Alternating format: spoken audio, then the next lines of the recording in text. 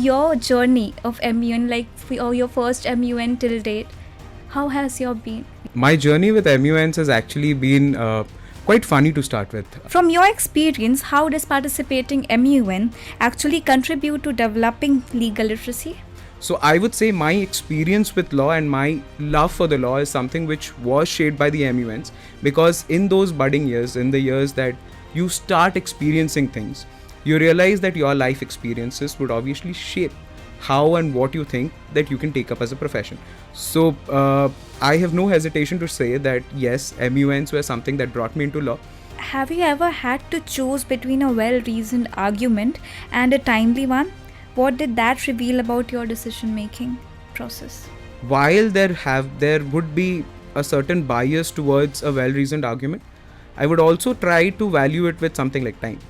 A well-reasoned argument at the nick of the hour when everything has been closed again does not make a lot of sense.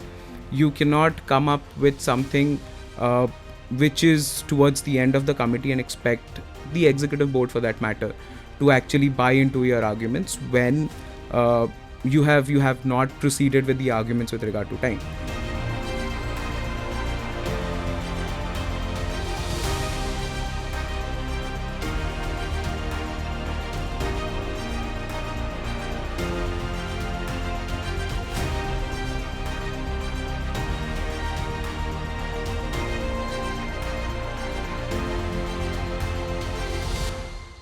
Greetings everyone, welcome to SOA Youngistan, brought to you by 90.4 SOA Radio community in collaboration with SOA English Café. Today we are graced with the presence of Mr. Sarthak Mishra, Advocate, High Court, Odisha. I am Anshika Anand, your host for today's session. Today's topic of discussion is importance of legal literacy and how MUNs and rational simulations helps in building background in legal literacy. So before we start, sir, I would like for you to share with our viewers your journey of MUN, or your first MUN till date. How has your been? Okay, thank you for the introduction to begin with. My journey with MUNs has actually been quite funny to start with. It goes back to say 2012, alright. We were in standard 8th, me and my best friend. We were not so good at studies, I would say. So we once had to write a biology record of ours, alright. And we had not submitted those things. And there again a brochure for a MUN came through. We did not know what MUNs were. That was probably the first MUN that happened in Bhubaneswar. And we were like, okay, let's go, chalte hain, dekhte hain what this whole concept is about.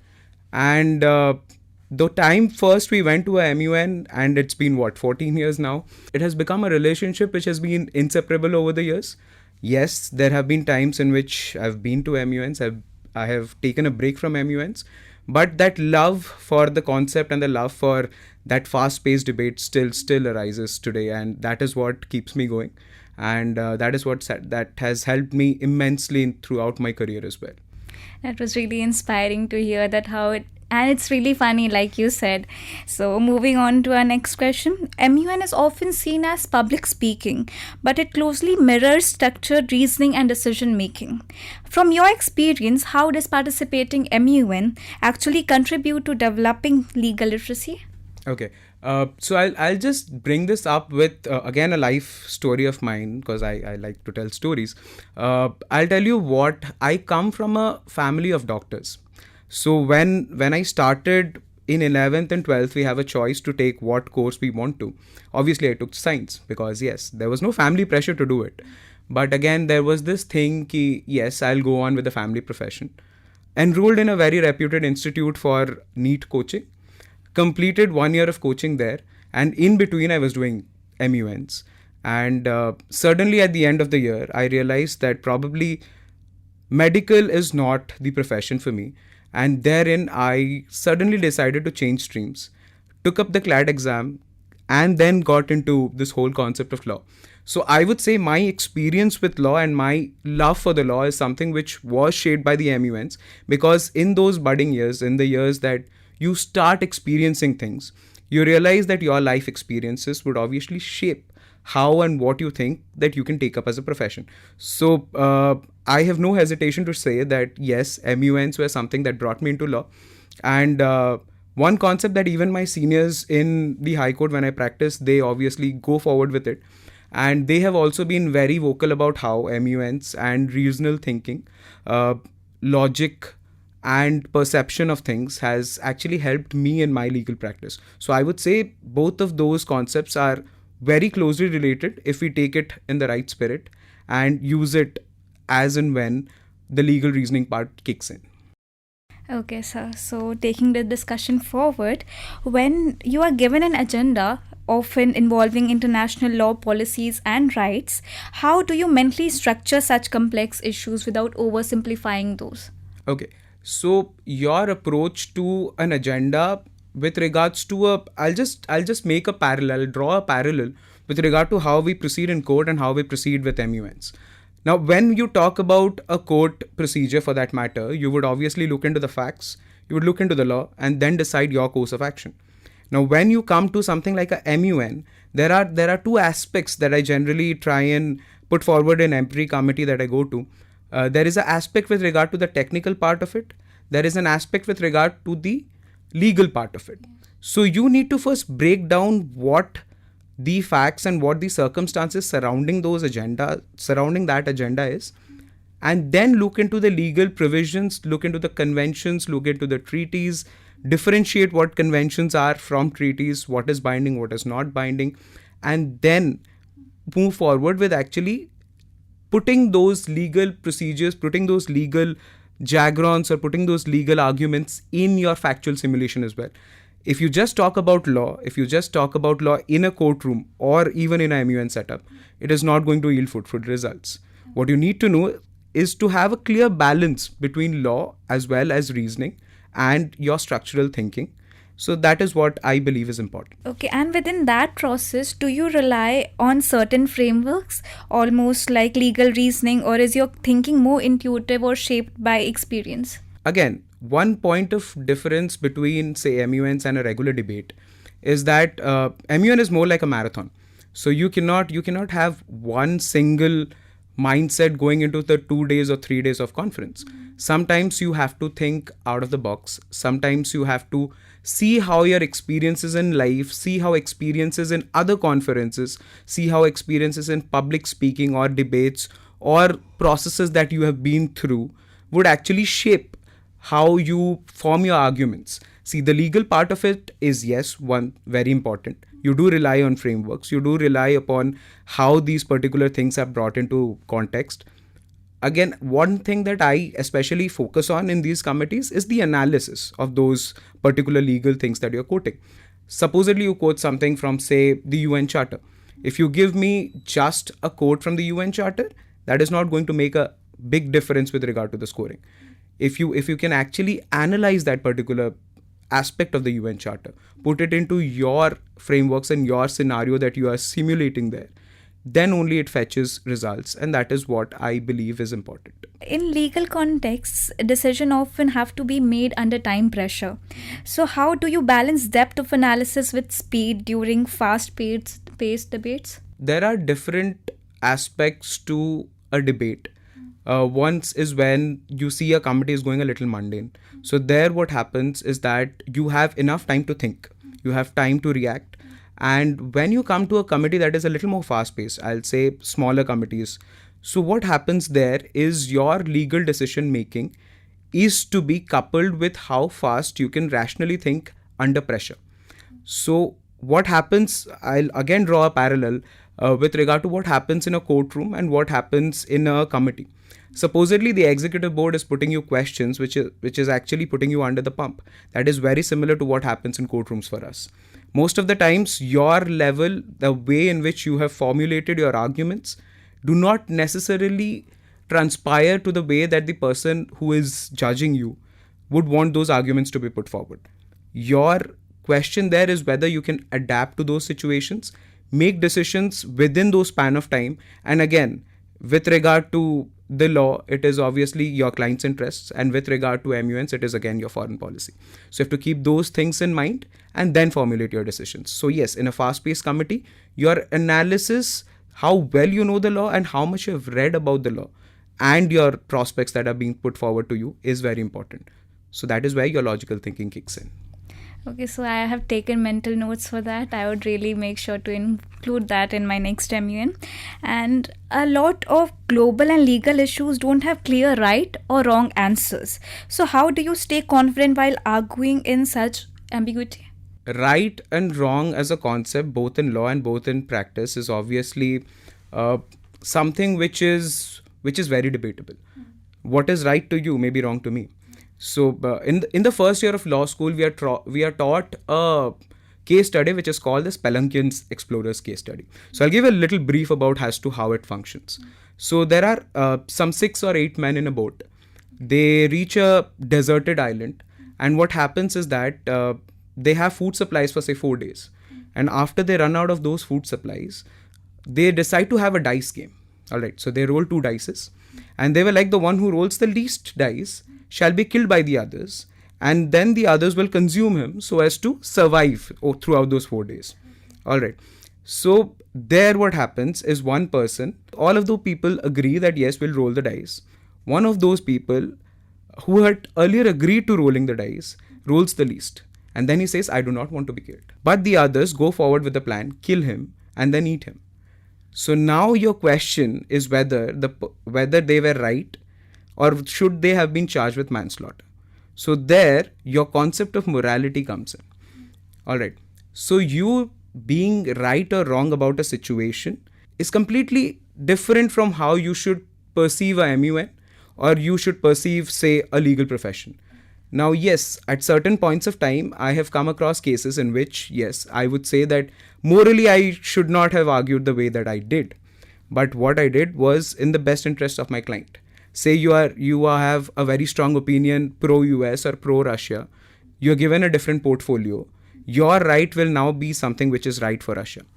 So you have to understand where you stand in that particular situation. And yes, it's a simulation. And you should keep your personal biases with regard to things a little apart from it and proceed with whatever role and whatever portfolio that you've been given. And that is quite similar with how it is with life as well. Okay, sir. So, have you ever had to choose between a well-reasoned argument and a timely one? What did that reveal about your decision-making process? This is a very pertinent question. Now, what do we do is with regard to a timely argument and something which is well-reasoned. While there would be a certain bias towards a well-reasoned argument, I would also try to value it with something like time. A well-reasoned argument at the nick of the hour when everything has been closed, again, does not make a lot of sense. You cannot come up with something which is towards the end of the committee and expect the executive board, for that matter, to actually buy into your arguments when you have not proceeded with the arguments with regard to time. So supposedly, I'll tell you a very brief example as to how we function. We generally keep timelines for submission of papers, for submission of draft resolutions, working papers. If you have a very beautiful draft, which you submitted at 3:45 and the deadline was 3:30, and we are stickler for deadlines because we obviously have to finish committee in time. We have to finish court in time. So that argument at 3:45 would not make a lot of sense for you. But provided you do it at 3:29 before and someone does it at 3:15 and yours is better, obviously you would have more weightage. So you have to balance both of those things out. So, and in that balance, how do you ensure intellectual honesty while still trying to influence others, something that's also crucial in legal reasoning? Okay. So when you talk about reasoning and then balancing it with intellectual propriety, for that matter, you need to understand that when decisions are being taken on a very regular basis and they are being taken on a very fast basis, you have to understand that in a committee where people are not of the same intellect, not everyone is at the same page. Supposedly there's someone who's a college graduate and there's someone who's from standard 8 like me back in 2012. There you have to understand that you have to, as a delegate, as someone who is also a part of a competition but rather a part of what we call a circuit, a bigger picture, we have to take those people forward. We have to make sure that those people also feel a little included And that is what I have tried over the years to make sure that people who delegate with me, who delegate under me, who chair with me have that particular thing in mind. So probably that is my understanding of it. Okay.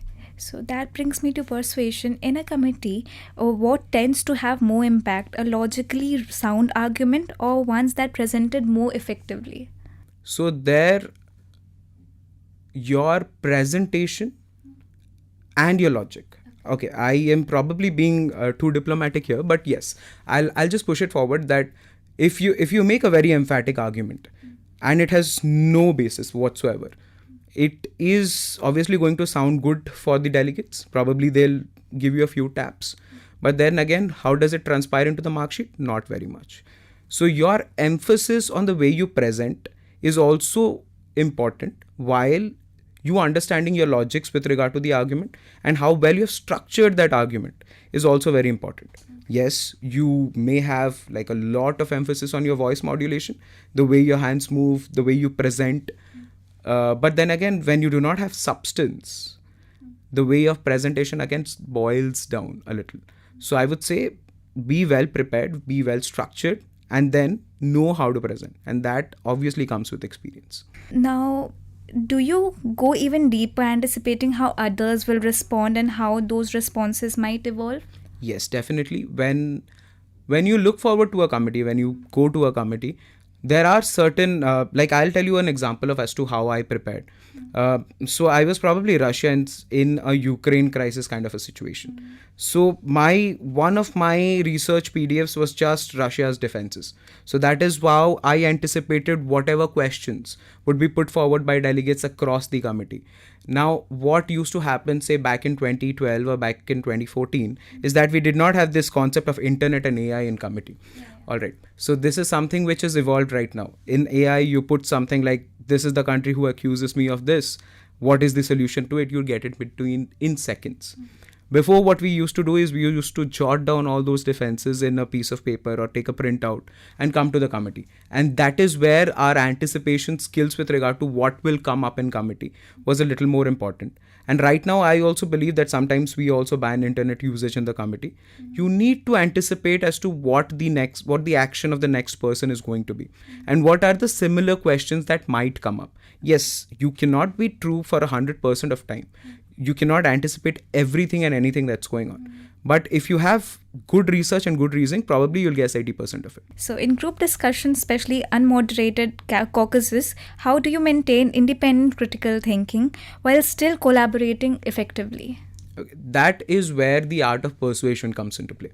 The way you project yourself, not being too imposing, but then again being a little assertive, is what the right mix of things is to be effective in an unmoderated caucus. Now, because we follow a democratic setup in MUNs, so you would obviously need those people to vote in your favor. So when you're going around talking to people, you need to first project yourself as someone who is open to ideas. You cannot be too imposing. This is what I want to be done in committee. This is how the committee should go forward. I have seen delegates who have been like, the executive board wants this. And I'm like, how do you know? So it is important that you have the right kind of assertiveness, but then again, be open to solutions that people are putting forward.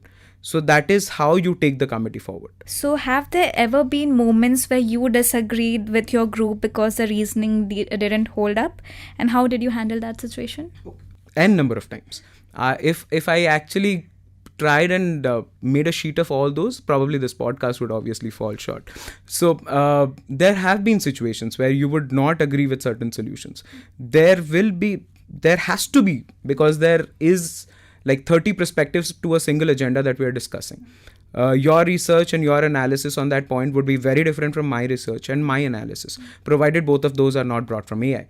So I would obviously say that when you have a difference in opinion, there is sometimes a scope for a middle ground. With regards to a MUN simulation, not everything does have a solution. It's an academic simulation. These are pressing world issues that are being discussed by world leaders as well. If we can find solutions, we should. But then again, we should not be more focus just on the solutions aspect and forget the aspect in which we do not throw rationality out of the window. India and Pakistan collaborating right away to make something big would again sound great on paper. But can it happen rationally? I would beg to disagree. Okay, so on a personal level, can you recall a time when your own reasoning failed during a committee?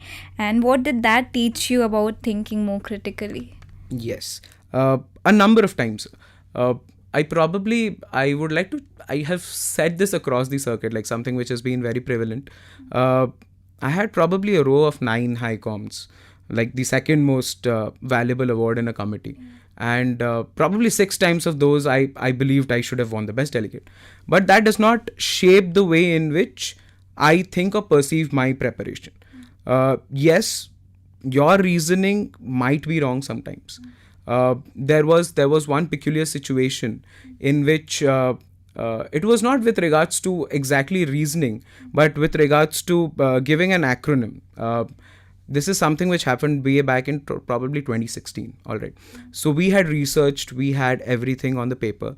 I had a co-delegate, and my co-delegate goes on. We were Russia. We were discussing with regards to something in the committee UNODC. So Russia goes on to say that Russia supports USA, and there the concept of USA was to be acronymed as something else. So that was our analysis of that whole concept. And what happened is that the buzzer went off the second he said USA. So he could never give the reasoning as to why Russia supported USA. And that is where we came down from Best Del to High Com. So yes, your analysis is again, like a lot of questions that you have asked, is with regard to time management. Your analysis, your time management, and you understanding that there can be different opinions and being open to those opinions that are being put forward are very important in a MUN or in a legal setup both.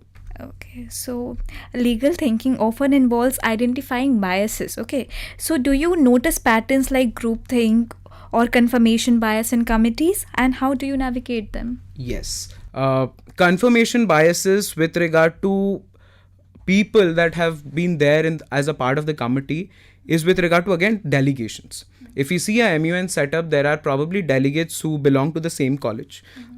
SOA has a delegation of its own.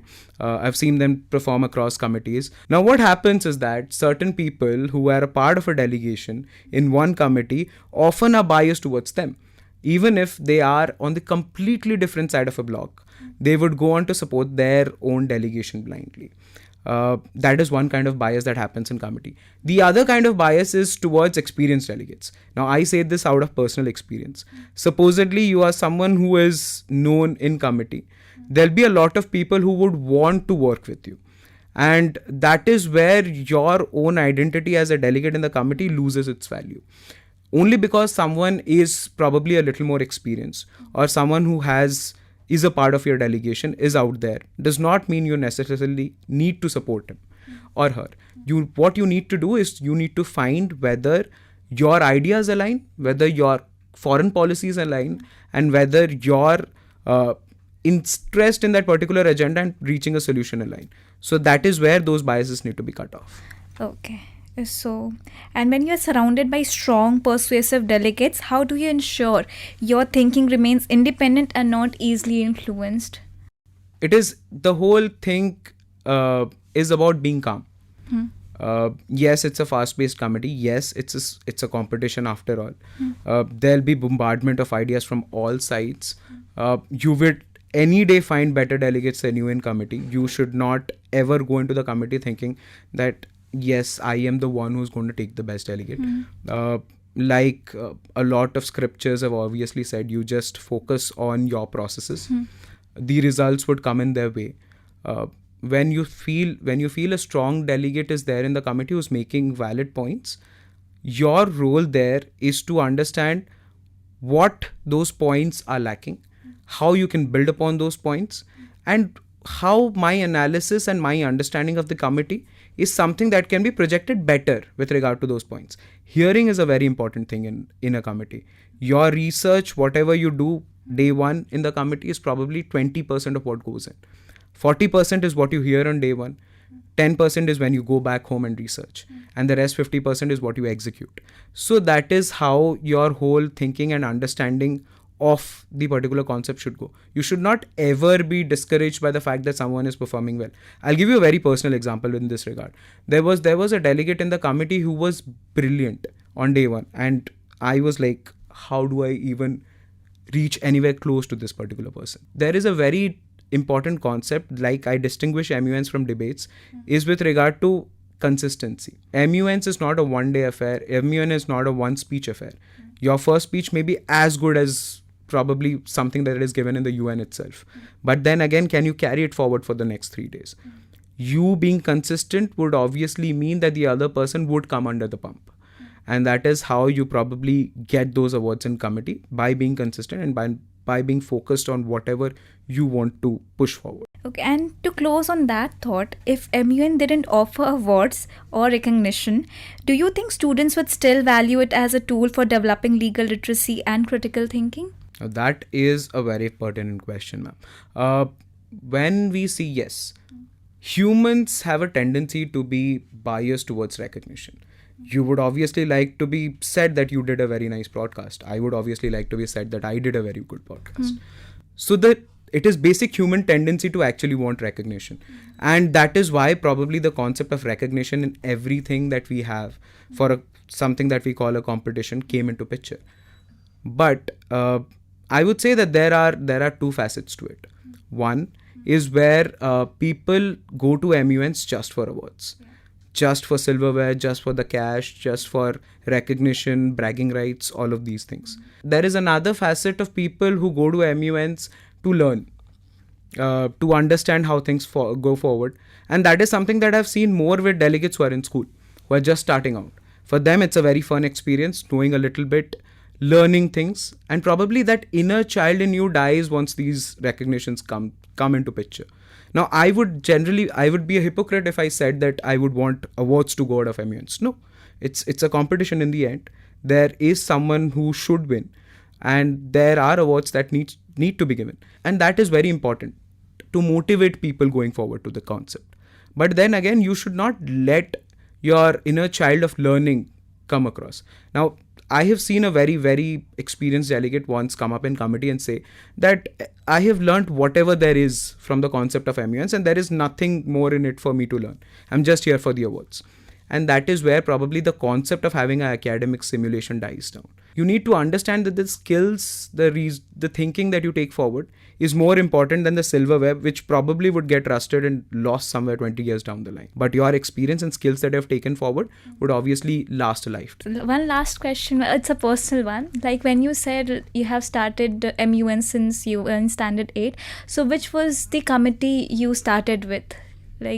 This is a committee that is very close to my heart, and I still do it over and over again. That is the UNGA Disarmament and International Security.